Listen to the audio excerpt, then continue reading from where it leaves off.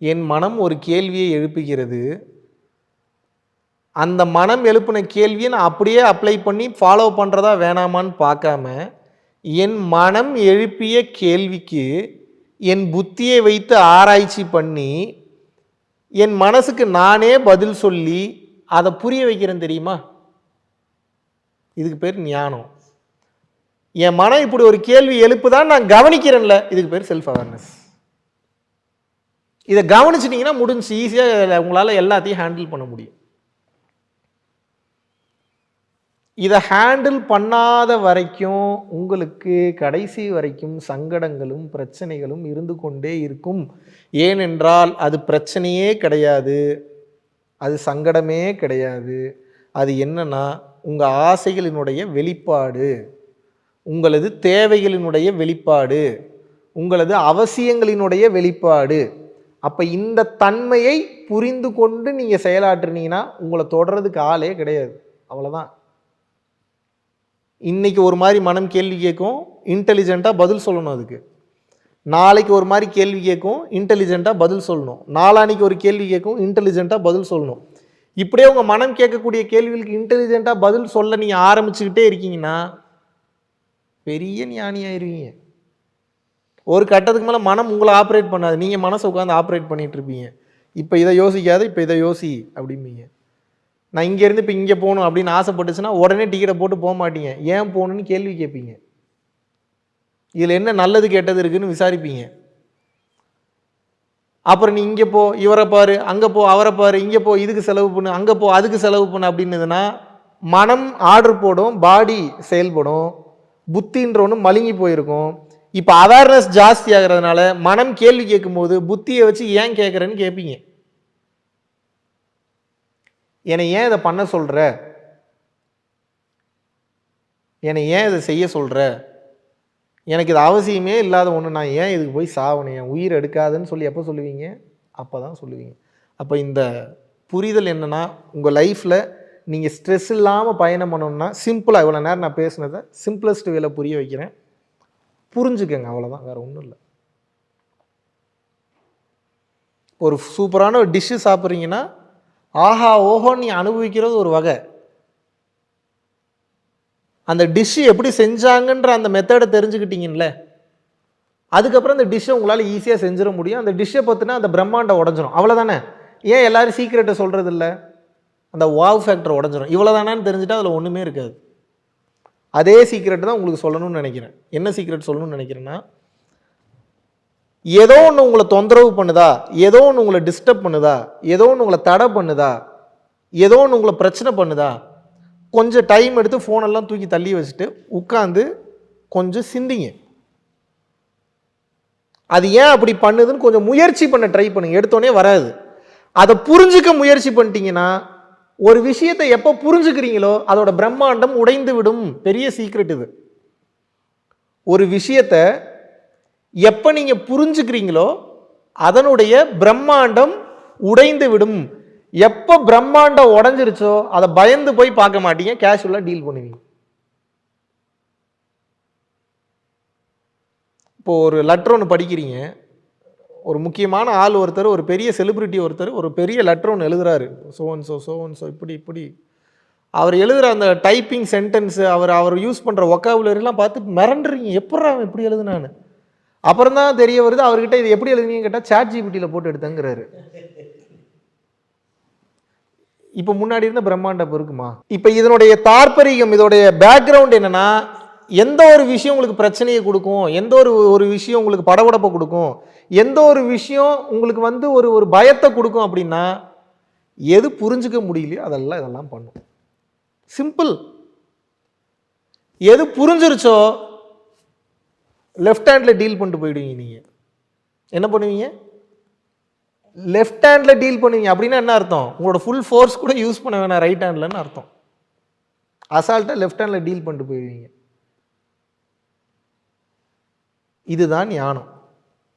ஞானம்னா அண்ட சராசரத்தை உணர், அது திரியால ஞானம், உச்சகட்ட ஞானம். அந்த ஞானத்துக்கு நீங்கள் அப்புறம் போகலாம். அந்த ஞானத்துக்கு நீங்கள் போகணுன்னா முதல்ல இந்த அடிப்படை ஸ்ட்ரகிள்ஸை முதல்ல கடக்கணும், இந்த அடிப்படை ஹேர்டில்ஸை முதல்ல கடக்கணும். இந்த அடிப்படை ஹேர்டில்ஸ் நீங்கள் கடக்கலன்னா அந்த ஞானத்துக்குலாம் போக முடியாது. அதெல்லாம் இதுவே புரியலன்னு எப்படி அது புரியும் உங்களுக்கு? நினச்ச நேரத்தில் கையில் ஒன்று கொண்டு வரலாம், காலில் ஒன்று கொண்டு வரலாம். ஃபிசிக்கல் ரியாலிட்டியில் பாசிபிலிட்டி அதுக்கு பார்த்தா தான் மேஜிக் மாதிரி தெரியும். பட் குவாண்டம் சயின்ஸில் எல்லாத்துக்கும் பாசிபிலிட்டி இருக்குது, ப்ராபபிலிட்டி இருக்குது. குவாண்டம் என்டாங்கிள்மெண்ட்டுன்னு கேள்விப்பட்டிருக்கீங்களா? இருக்குது. இதெல்லாம் பண்ணலாம், ஆனால் அதுக்கு முதல்ல புரியணும். புரிஞ்சுதுனா தான் அது பண்ண முடியும். ஞானம்னா என்ன அப்படின்னா காட்ஸ் மெக்கானிசம்னு அர்த்தம். காட்ஸ் மெக்கானிசம்னா என்னன்னா ஜெனரேஷன், ஆப்ரேஷன், டிஸ்ட்ரக்ஷன்ஸ் மெக்கானிசம்னு அர்த்தம். ஜீனா ஜெனரேஷன், ஓனா ஆப்ரேஷன், டீனா டிஸ்ட்ரக்ஷன். அப்போ காடுனா என்ன? படைத்தல், காத்தல், அழித்தல். அப்போ இங்கே இருக்கக்கூடிய எல்லா பொருளும் எல்லா உயிரும் எப்படி இருக்கு? படைக்கப்படுது, காக்கப்படுது, அழிக்கப்படுது. அப்போ இது எல்லாத்துக்கு பின்னாடி ஒரு ஃபார்முலா இருக்கு. அதை புரிஞ்சுக்கிறது தான் நம்ம வேலை. நீங்க எல்லாம் இப்போ எதுக்கு வந்திருக்கீங்கன்னா, முதல்ல நீங்களும் அதோட அதான் இருந்தீங்க. அப்புறம் ஒரு ஒரு தெளிவு, ஒரு ஆசை பிறக்குது, அதுவே திருவிளையாடல் பண்ணுது. அது என்னன்னு தெரிஞ்சுக்கிறதுக்காக நீங்க இப்போ என்ன பண்ணிருக்கீங்கன்னா, பாடி எடுத்து இப்போ வெளியே வந்துட்டீங்க.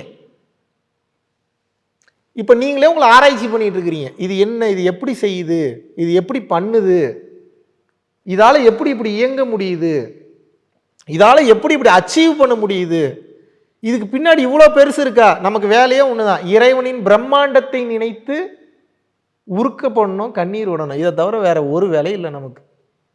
இதுதான் ஞானம். God's ultimate mechanism or God's ultimate engineering mind is called wisdom அல்லது ஞானம். இப்போ ஞானம்னா என்னன்னா இருப்பதை புரிந்து கொள்ளுதல்னு அர்த்தம்.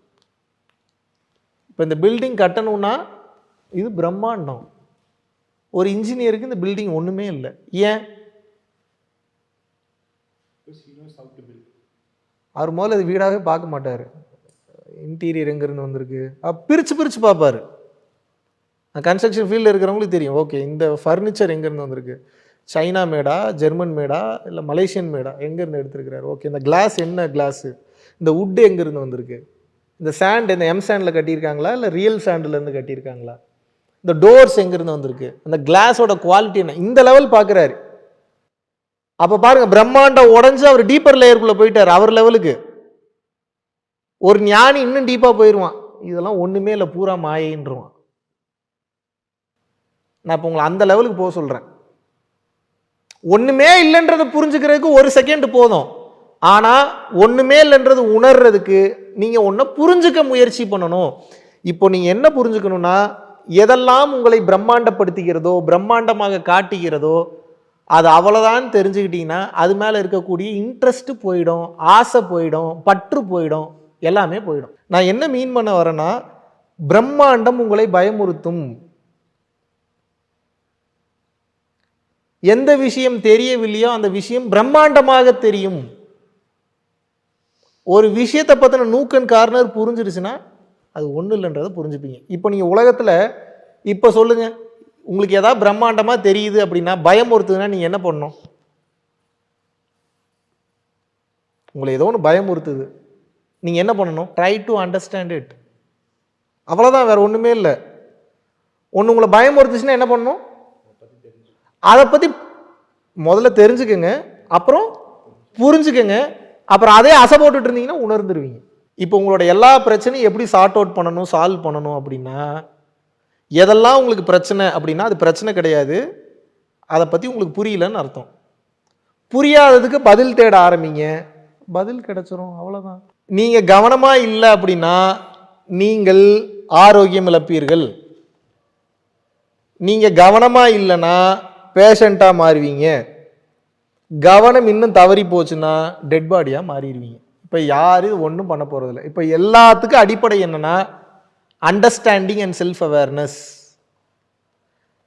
நீங்கள் ஆரோக்கியமாக வாழ்வதற்கும் நீங்கள் ஹாஸ்பிட்டலில் போய் அட்மிட் ஆகிறதுக்கும் நீங்கள் சாகிறதுக்கு வேறு யாரும் காரணம் இல்லை, நீங்கள் தான் காரணம். நீங்கள் கொஞ்சம் அவேர்னஸோடு இருந்தீங்கன்னா உங்கள் லைஃப் ஸ்டைலை உங்களால் மாற்றிக்க முடியும்.